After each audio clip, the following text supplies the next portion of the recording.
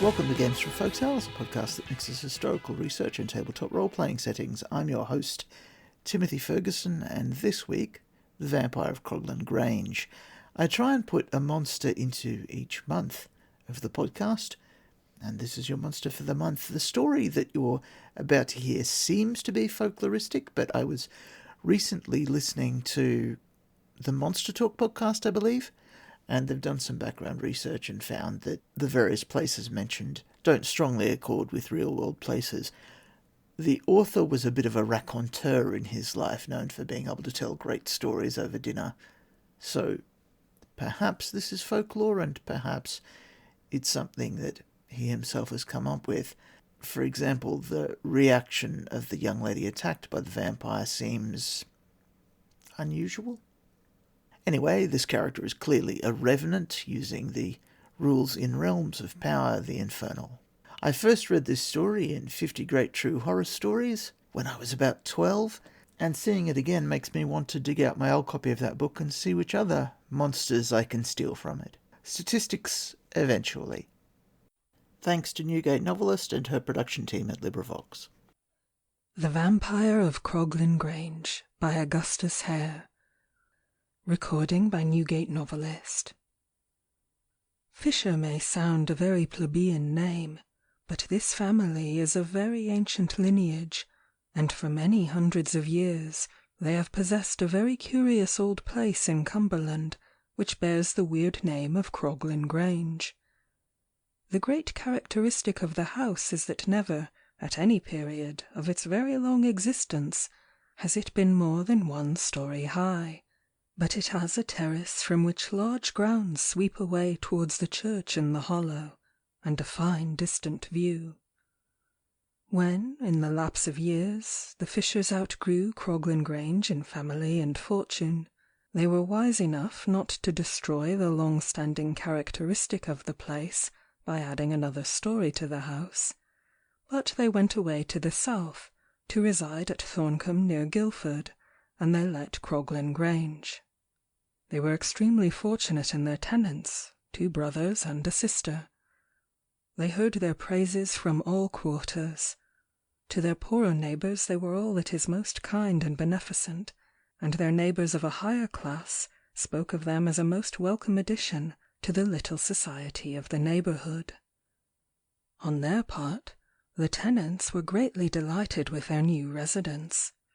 The arrangement of the house, which would have been a trial to many, was not so to them. In every respect Croglin Grange was exactly suited to them.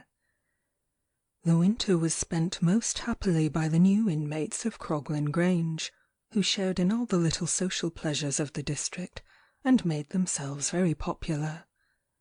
In the following summer there was one day which was dreadfully, annihilatingly hot.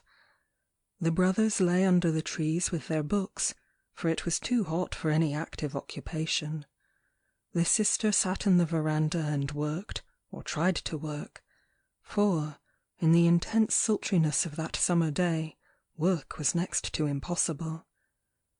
They dined early, and after dinner they still sat out in the veranda, enjoying the cool air which came with evening, and they watched the sunset, and the moon rise over the belt of trees which separated the grounds from the churchyard, seeing it mount the heavens till the whole lawn was bathed in silver light, across which the long shadows from the shrubbery fell as if embossed, so vivid and distinct were they. When they separated for the night, all retiring to their rooms on the ground floor, for, as I said, there was no upstairs in that house, the sister felt that the heat was so great that she could not sleep, and having fastened her window, she did not close the shutters. In that very quiet place it was not necessary, and, propped against the pillows, she still watched the wonderful, the marvellous beauty of that summer night.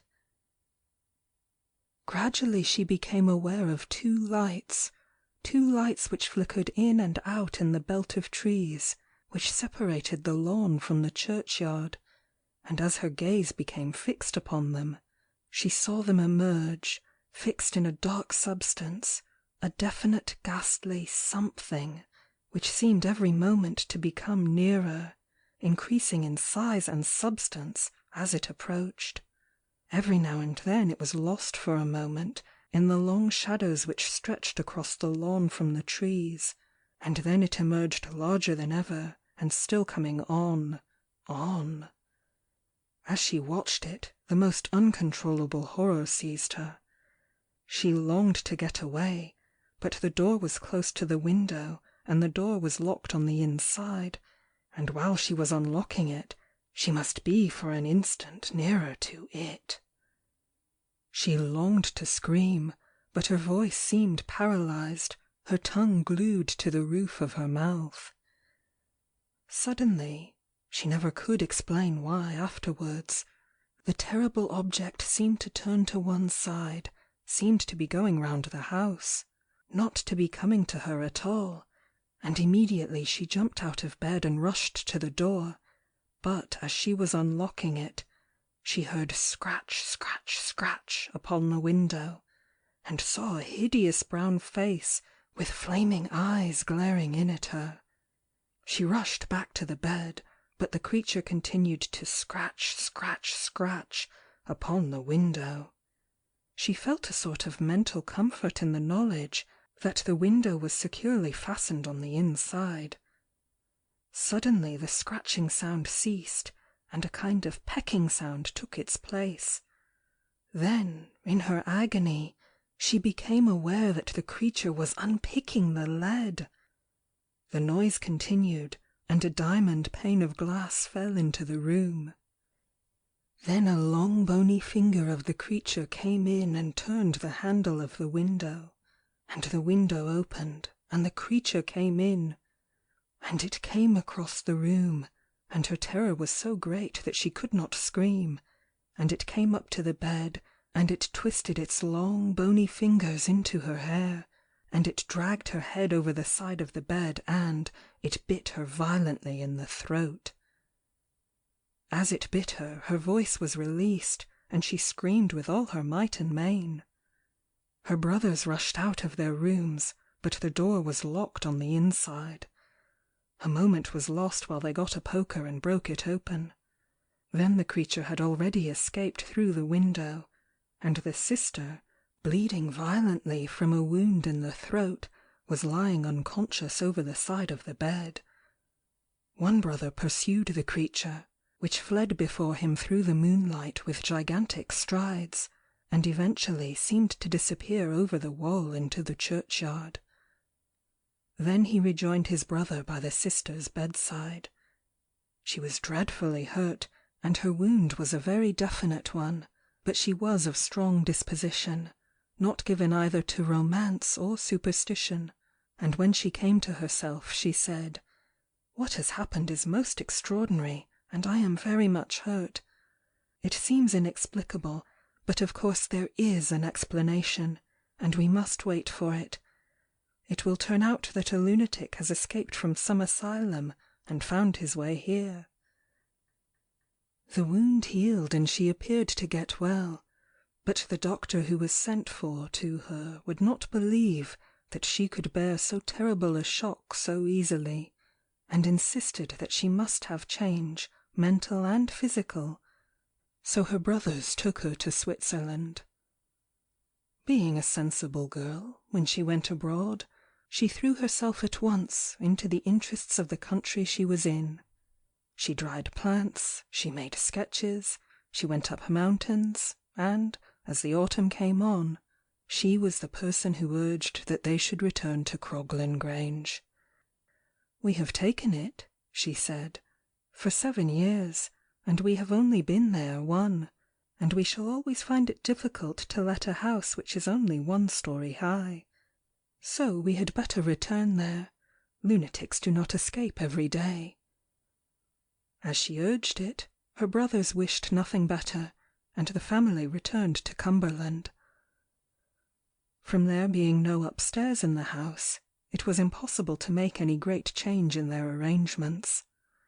The sister occupied the same room, but it is unnecessary to say she always closed her shutters, which, however, as in many old houses, always left one top pane of the window uncovered.